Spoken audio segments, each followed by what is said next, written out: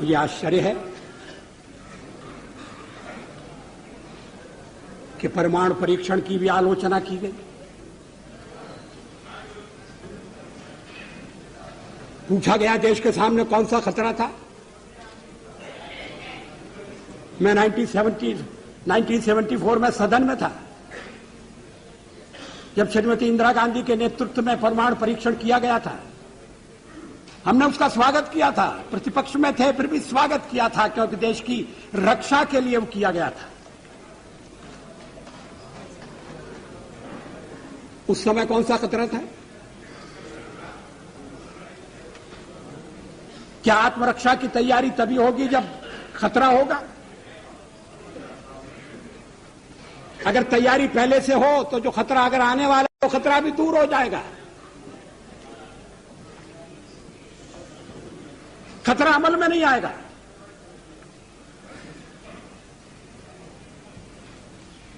और इसीलिए हमने परमाणु परीक्षण करने का फैसला किया। हमारे कार्यक्रम का अंग है, उसमें लिखा हुआ है। कोई छुपी हुई बात नहीं थी, कोई रहस्य नहीं था।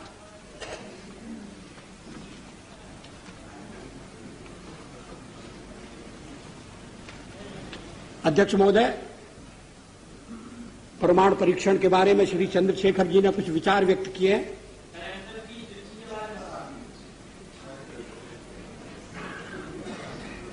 मुझे खेद है कि मैं उनके विचारों से सहमत नहीं हो सकता। उनके चिंतन की एक विशिष्ट धारा है।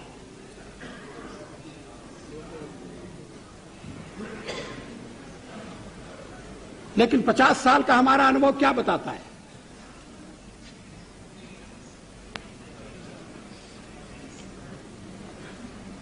क्या रक्षा के मामले में हमें आत्मनिर्भर नहीं होना चाहिए?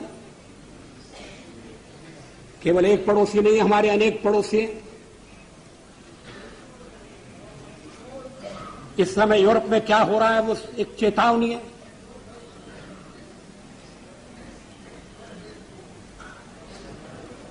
पोखरण 2 कोई आत्मश्लाघा के लिए नहीं था, कोई पुरुषार्थ के प्रकटीकरण के लिए नहीं था, लेकिन हमारी नीति है और मैं समझता हूं ये देश की नीति रही है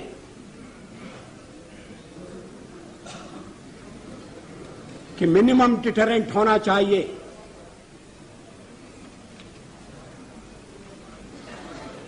वो क्रेडिबल भी होना चाहिए।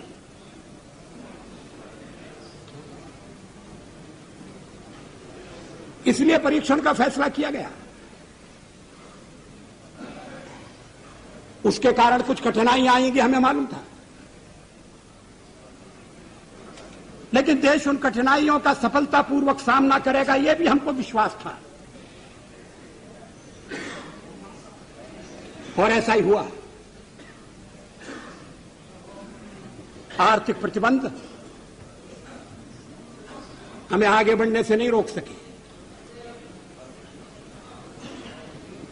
रक्षा संबंधी फैसले करने से हमें विरत नहीं कर सके।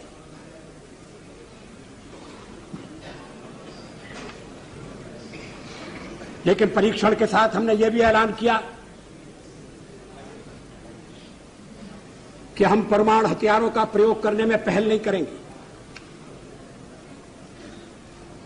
No first use. हमने यह भी कहा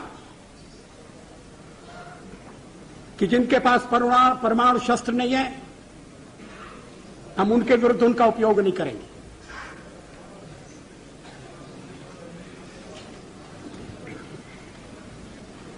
हमने परीक्षण बंद करने का भी ऐलान किया।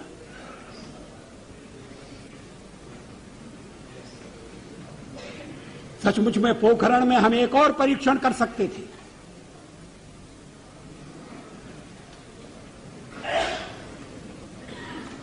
लेकिन जब हमें लगा कि वैज्ञानिक तकाजा पूरा हो गया है तो उस परीक्षण को हमने छोड़ दिया।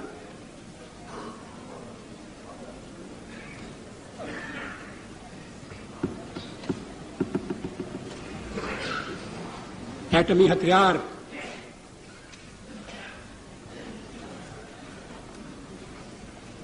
रक्षा के लिए भी हो सकते हैं।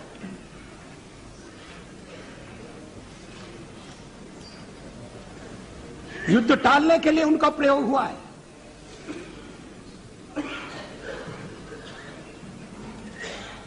इतने वर्षों तक यूरोप में शांति रही, दो शिविरों में बटे हुए विश्व में युद्ध नहीं हुआ। इसके मूल में कहीं न कहीं ये बात थी कि शक्ति संतुलन है और इसलिए एक दूसरे को छेड़ने से बाज आना चाहिए। डिटरेंट के पीछे यही परिकल्पना है। इस पर सारा सदन विचार करे, इस बात की आवश्यकता है।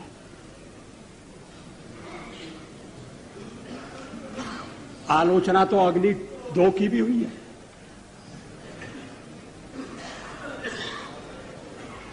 और उस दिन बड़ा विचित्र दृश्य उपस्थित हुआ जब सवेरे हमने अखबारों में पढ़ा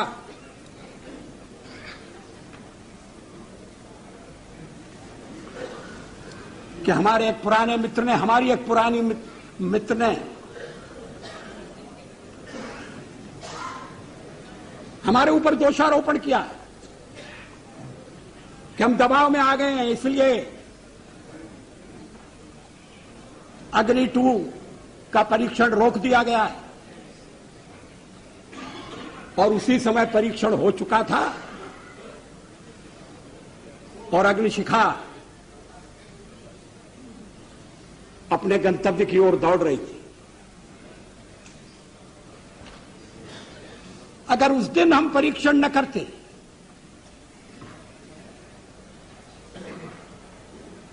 तो वो उनका वक्तव्य भ्रम पैदा कर सकता था।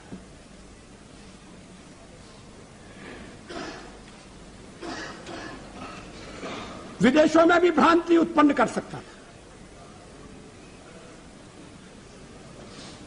अध्यक्ष महोदय, 13 महीने के अपने कार्यकाल में कभी हमने अंतर्राष्ट्रीय दबाव में आकर कोई फैसला नहीं किया, न हम आगे करेंगे।